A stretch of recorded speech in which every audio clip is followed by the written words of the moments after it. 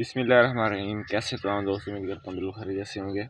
आज आपको अंगूर का पौधा लगाने का तरीका बता रहा हूँ। ये मेरे पास परलेटिक ग्रेप्स की वैरायटी है, देख सकते हैं। सबसे पहले जो आपने एहतियात करनी है, सबसे पहले जो लगाने का तरीका है कि आपने गड़ा अच्छा खोदना है। ये देख सकते हैं आप लोग, मैंने गड़ा खोद लिया। उसके बाद आपने जिस टाइम हमने ये पौधा लगाना है, अब ये नहीं है कि अब हमारे पास ये जो गढ़ है ये ज़्यादा मीन के डीप चला गया तो हम इसको ऐसे रख देंगे। ऐसे आपने बिल्कुल नहीं करना। आपने जितना हिस्सा यहाँ पर कवर किया हुआ है, देखें शॉपर में जितना हिस्सा यहाँ पर कवर किया हुआ है, आपने ज़मीन में भी इसको इतनी जगह पर कवर करना है। ज़्यादा कर लेंगे तो 1 इंच यहाँ तक कर लेंगे।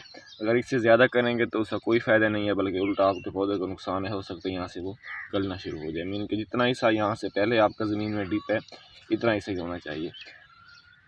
तो पहले आपने ये पॉलीथीन उतारना है पौधे से। अगर ये नहीं उतारेंगे तो जो रूट्स होंगी वो यहीं बाउंड हो जाएंगी, जिससे पौधे ग्रोथ का काफ़ी ज़्यादा इशू बनेगा। माशाल्लाह देखें पौधे की कितनी अच्छी ग्रोथ जा रही है। रूट्स देखें, फुल इसकी रूट्स ये बन चुकी हैं।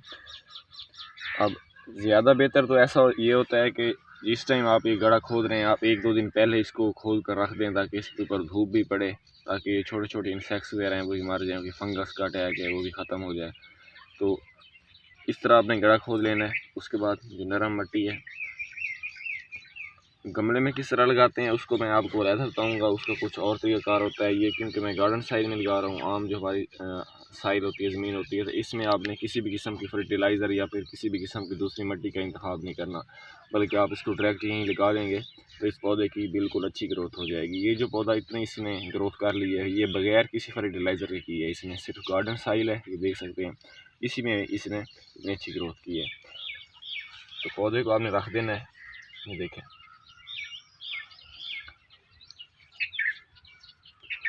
उसके अंदर मिट्टी बस उतनी ही रखनी है आपने जहाँ तक ये पहले कवर था पॉलीथीन में, उतनी जगह आपने इसकी कवर करनी है। उससे ज़्यादा आपने अपने पौधे की कवर नहीं करनी। इसको आपने अच्छी तरह दबा देना है। अब यहाँ से एक और काम शुरू होता है कि अपने जो पौधे को जो पहली सबसे अटैक करने वाली फंगस है वो दीमक है। दीमक इसके ऊपर बहुत ज़्यादा अटैक करती है, उससे आपने अपने पौधे को बचाना है।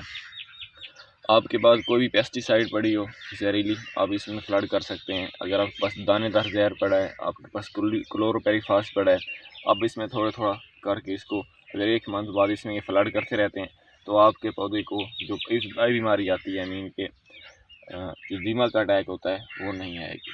उसके बाद आपने अपने पौधे की मिट्टी नम रखनी है, ज़्यादा पानी नहीं देना, क्योंकि अब इसकी जड़ें जो नीचे वाली थी पहले वो जमी हुई थी, अब वो दूसरी जगह पर गई हैं।